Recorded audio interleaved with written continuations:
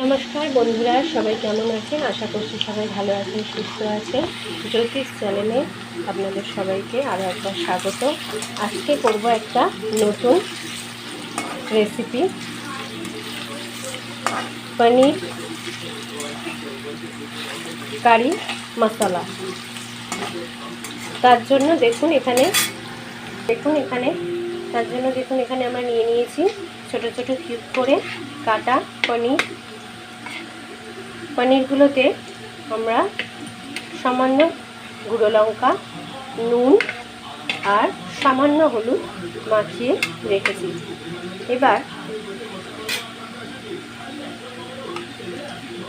পনিরগুলোকে আমরা ভালো করে